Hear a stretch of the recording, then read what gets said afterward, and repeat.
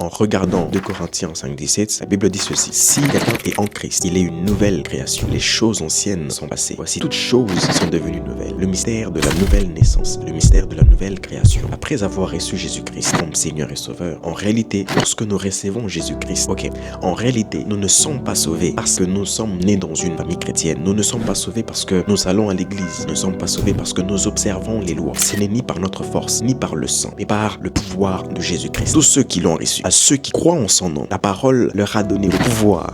La lumière leur a donné le pouvoir de devenir enfants de Dieu. Mais à tous ceux qui l'ont reçu, à ceux qui croient en son nom, à ceux qui ont reçu la lumière et en ceux qui ont cru en son nom, la parole, la lumière leur a donné le pouvoir de devenir enfants de Dieu, lesquels sont nés non du sang, ni de la volonté de l'homme, ni de la volonté de la chair, mais de Dieu. En réalité, le salut ne s'obtient pas parce que nous sommes nés dans une famille chrétienne. Le salut ne s'obtient pas parce que nous allons à l'église. Le salut ne s'obtient pas parce que nous observons les ordonnances et les lois de Moïse. La loi est venue par Moïse, mais la grâce et la vérité sont venues par Jésus-Christ. Lorsque nous sommes sauvés, ce n'est ni par la chair, ni par le sang, ni par la volonté de l'homme, mais par la volonté de Dieu. Et la nouvelle naissance est la capacité que obtient un être lorsqu'il reçoit Jésus-Christ. C'est la naissance qui se produit dans notre esprit. Lorsque le péché est entré dans le monde, il y a eu une séparation entre l'homme et Dieu. Il y a eu un grand pont entre l'homme et Dieu. Et l'homme avait des difficultés à atteindre Dieu, avait des difficultés à percevoir, à parler à Dieu, à s'approcher de Dieu. Et Jésus-Christ est le pont entre l'homme et Dieu. Il est le chemin, la vie et la vérité. Lorsque Jésus-Christ est venu dans le monde, le Fils de Dieu, qui devait venir dans le monde, il nous a apporté la lumière, il nous a apporté le lien, il nous a apporté le ministère de réconciliation, il nous a réconciliés avec Dieu, car le trou qui nous séparait de Dieu a été comblé, car Christ est le chemin, Jésus-Christ est le chemin, la vie et la vérité. À tous ceux qui l'ont reçu, à ceux qui croient en son nom, la parole leur a donné le pouvoir de devenir enfants de Dieu, car nous ne sommes pas sauvés parce que nous avons effectué quelques actes, parce que nous avons agi d'une certaine manière, parce que nous nous comportons d'une certaine autre manière, parce que nous observons les lois de Moïse. Non, pas du tout. Nous sommes sauvés lorsque nous avons reçu Jésus-Christ comme Seigneur et Sauveur, lorsque nous avons reçu la lumière, la parole de Dieu. Et Nicodème vient nuitamment poser la question à Jésus. Il lui dit, Seigneur, nous savons que tu es un docteur de Dieu, venu de Dieu, car personne ne peut faire ces miracles que tu fais si Dieu n'est avec lui. Jésus lui répond, si un homme ne naît de nouveau, il ne peut voir le royaume de Dieu. Comment un homme peut-il naître de nouveau? Comment un homme peut-il naître quand il est vieux? Peut-il rentrer dans le sein de sa mère et naître? Jésus répond, si un homme ne naît d'eau et d'esprit, il ne peut entrer dans le royaume de Dieu. Nicodème lui dit, comment cela peut-il se faire? Et Jésus lui répond, tu es le docteur d'Israël et tu ne connais pas ces choses. Jésus était en train d'expliquer à Nicodème comment est-ce que la vie sans Jésus-Christ, vie sans Dieu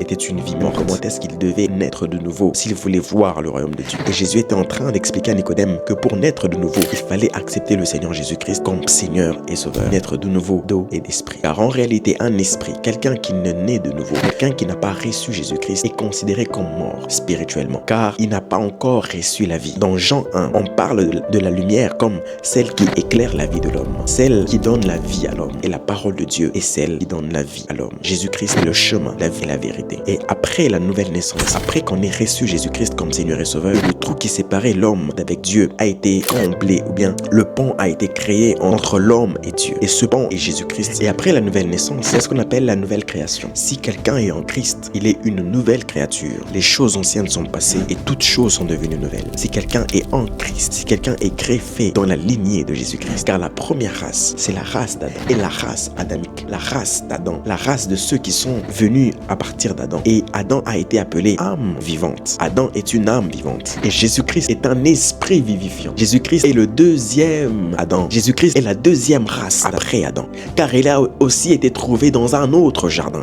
Après la nouvelle naissance, les humains sont venus d'Adam, du premier homme, cette lignée jusqu'à aujourd'hui. Adam a enfanté Caïn et Abel. Leurs enfants ont enfanté des enfants. Des enfants d'Adam ont enfanté des enfants. Jusqu'à nous, jusqu'à aujourd'hui. Cette lignée adamique jusqu'aujourd'hui. Tous les hommes viennent d'Adam, du premier homme. C'est de lui que nous tirons notre ADN, notre génétique. Première, c'est la lignée des hommes. C'est la lignée des humains sur terre. C'est la première race des êtres. Paul est en train de dire aux Corinthiens que si quelqu'un est en Christ, il est une nouvelle créature. Les choses anciennes sont passées et toutes choses sont devenues nouvelles. Quand on dit nouvelle, en grec, on parle de kainos. Kainos signifie nouveau, un nouveau type, un nouveau genre, une nouvelle sorte, un nouveau prototype. Et dans la Bible, on parle de Jésus-Christ comme étant un esprit vivifiant. Car Adam a été une âme vivante et Jésus-Christ a été un esprit vivifiant. Jésus-Christ est un esprit vivifiant. Lorsque nous naissons, nous venons de la lignée d'Adam. Nous venons de la race, de la première race d'êtres humains. Nous venons de la race d'Adam. Lorsque nous naissons une deuxième fois, lorsque nous recevons Jésus-Christ comme Seigneur et Sauveur, lorsque nous naissons d'eau et d'esprit, nous faisons partie de la deuxième race. Nous avons changé, nous avons transmuté, nous avons reçu ce qu'on appelle la métamorphose. Nous avons fait ce qu'on appelle la transformation, la transposition. Nous nous positionnons en Christ. Et il est dit dans 2 Corinthiens, si quelqu'un est en Christ, il est une nouvelle création. Les choses anciennes sont passées et voici toutes choses sont devenues nouvelles. Il est devenu kainos, il est devenu nouveau.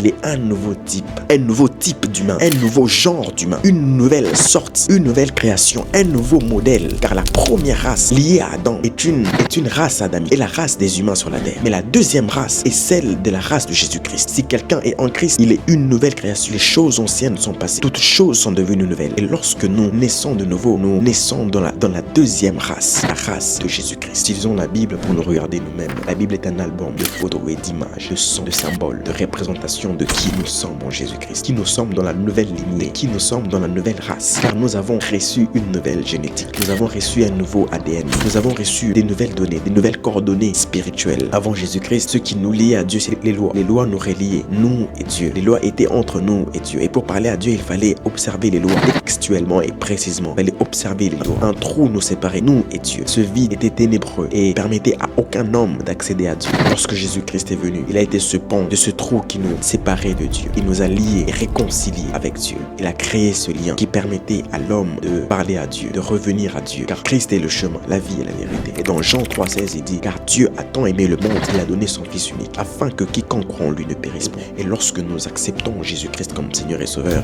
quelque chose se passe à l'intérieur de notre esprit. Quelque chose se passe à l'intérieur de notre être. Quelque chose se passe à l'intérieur de notre homme intérieur. Quelque chose se passe et toutes choses deviennent nouvelles. Nous ne sommes plus comme le vieil homme, mais nous sommes devenus une nouvelle création. Nous sommes devenus des nouvelles gens. Dans Romains 3,23, la Bible dit ceci. Tous ont péché et sont privés de la présence de Dieu. Tous ont péché. Le péché est entré par le premier Adam. Le péché est entré par la race d'Adam et il nous a transmis ce péché. C'est une information transgénérationnelle. Jusqu'aujourd'hui, le péché est entré dans le monde et est resté dans le monde. Et parce que Dieu nous a aimés, parce que Dieu a tant aimé le monde, il a donné son Fils unique afin que quiconque croit en lui ne périsse point, mais qu'il ait la vie éternelle. Quiconque croit en lui ne périsse point, mais qu'il soit changé, qu'il soit transformé, qu'il soit renouvelé à l'intérieur de lui-même. Dès le moment où nous avons reçu le Seigneur Jésus-Christ, nous avons reçu quelque chose en nous-mêmes. Nous avons reçu quelque chose en nous qui a changé notre lignée, qui a changé notre ADN, qui a changé nos coordonnées spirituelles et qui ont fait que nous ne soyons plus seulement de la race d'Adam, mais nous soyons greffés dans la race de Jésus-Christ. Que nous soyons maintenant greffés dans la race de la lignée de Jésus-Christ. Car le premier Adam est une âme vivante et le deuxième Adam, Jésus-Christ, est un esprit vivifiant. Et nous faisons partie désormais de la deuxième race. Si quelqu'un est en Christ, il est une nouvelle créature. Il est une nouvelle race. Il fait partie de la nouvelle race, de la race de Jésus-Christ. Non pas des âmes vivantes, pas des âmes comme Adam, mais des esprits vivifiants comme Jésus-Christ. Si quelqu'un est en Christ, il est kainos. Et kainos signifie nouveau. Kainos signifie type, un nouveau genre, une nouvelle sorte, une nouvelle création, un nouveau modèle. Et dès le moment où nous avons reçu Jésus-Christ comme Seigneur et Sauveur, nous ne faisons plus partie de la race adamique. Nous faisons désormais partie de la race de Jésus-Christ, les fils de Dieu. À ceux qui l'ont reçu, à ceux qui ont cru en son nom, elle a donné le pouvoir de devenir enfants de Dieu. Qu'elles sont nées non du sang, ni de la volonté de l'homme, ni de la volonté de la chair, mais de Dieu.